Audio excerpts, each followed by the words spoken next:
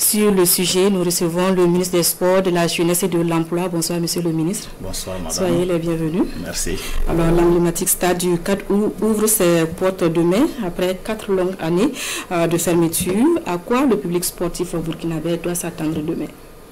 Merci beaucoup, madame. Merci, chers téléspectateurs. Alors, je voudrais, avant de donner des précisions sur le programme de demain, saluer la disponibilité, l'engagement et les orientations stratégiques de son Excellence, le capitaine Ibrahim Traoré, président du FASO, grâce à l'appui de qui nous avons pu parvenir à ce résultat.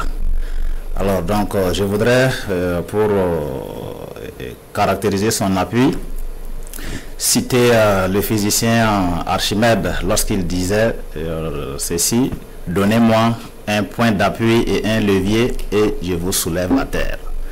Alors je dois dire que l'appui du président, le capitaine Ibrahim Traoré, a été plus que nécessaire pour que nous puissions faire le résultat, et je voudrais lui dire vraiment merci pour cet appui. Alors pour la cérémonie de demain,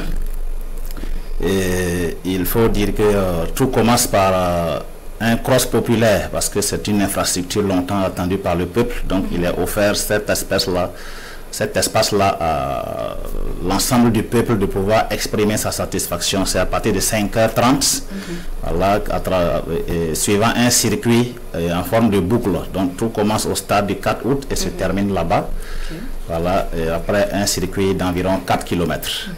Alors donc suivra ensuite, après ce cross-là, une animation populaire jusqu'à 10h où nous allons commencer l'admission du public à l'intérieur du stade.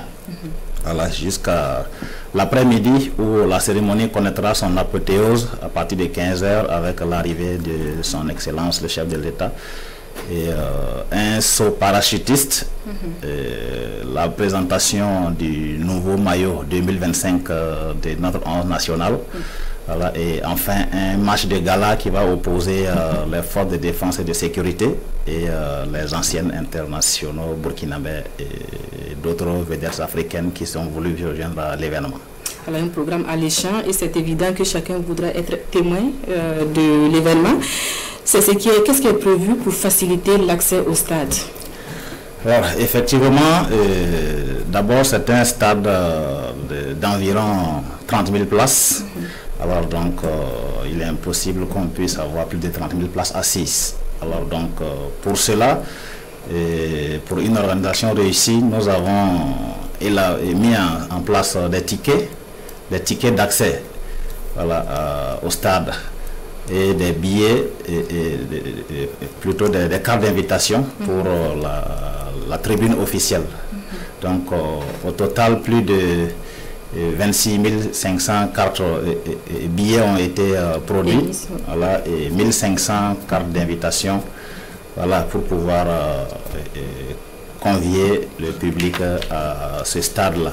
Alors c'est vrai que nous avons pu lire à travers les réseaux sociaux des manifestations de mécontentement disant que le nombre il y en a qui n'ont pas eu de tickets.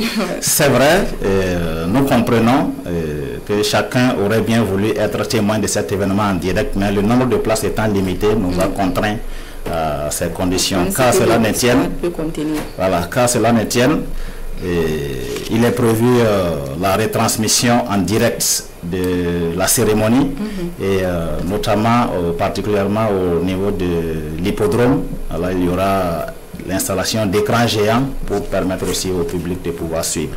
Alors, monsieur le ministre, la Confédération africaine de football a annoncé le 1er juillet dernier l'homologation du stade du 4 août.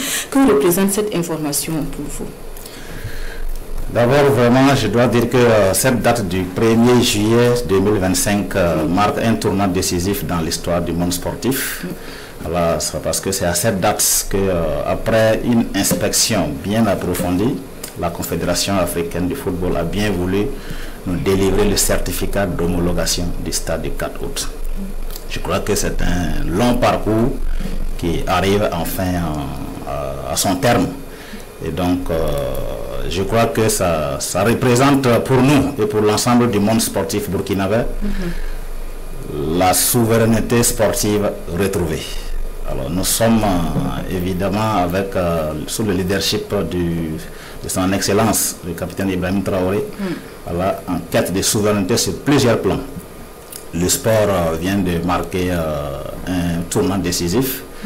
Voilà. Et la réouverture de cette infrastructure aussi constitue aussi un pas de plus et un bon élan pour notre 11 national, parce que nous pouvons imaginer toute la psychose lorsque on doit recevoir les adversaires et qu'on ne peut pas le faire à domicile. Devant son public. Voilà, on ne peut pas le faire devant son public, donc nous pouvons comprendre toute la psychose morale qui pouvait peser sur notre 11 en national et donc jouer négativement sur les performances. Alors, monsieur le ministre, quels sont les principaux travaux qui ont été entrepris pour l'homologation du stade? Alors donc, pour que ce stade soit homologué, il a fallu satisfaire à toute une litanie de conditions qui sont contenues dans un cahier de charges élaboré par la Confédération africaine de football. Alors donc, nous avons ce qui est visible, c'est déjà les sièges. Avant c'était des gradins. Voilà, donc on a placé des sièges sur toute la cuvette, dans toute la cuvette. Et il y a aussi la pelouse qui a été complètement rénovée. Voilà, on a décapé l'ancienne pelouse, refaire tous les dispositifs de drainage et puis et mettre une nouvelle pelouse, 2 nouvelles vestiaires avec des équipements de points, des équipements de dernière génération, et même la Confédération africaine de football l'a reconnu lors de sa visite ici. Est-ce que quelque chose est prévu pour la gestion et l'entretien? Ah oui, ça il faut le dire, l'entretien constitue le deuxième défi qu'il faudra relever avec efficacité. Alors je puis vous rassurer que du matériel d'entretien a été acquis sur fond du budget de l'État, tout d'ailleurs comme le financement de l'infrastructure tout entière, et le personnel a été formé. Voilà, et un cahier de charges a été bien élaboré suivant plusieurs options d'entretien et dont les orientations des plus hautes autorités pourront nous permettre d'assurer cela avec efficacité. En tout état de cause, il est impensable qu'après de si gros investissements, on puisse ne pas prendre des dispositions pour assurer un entretien adéquat de cette infrastructure. Est-ce que quelque chose est prévu comme perspective en ce qui concerne les infrastructures sportives au Burkina Faso? Absolument. Le président du Faso, dans sa vision, envisage que nous allions vers ce que nous appelons l'industrie du sport.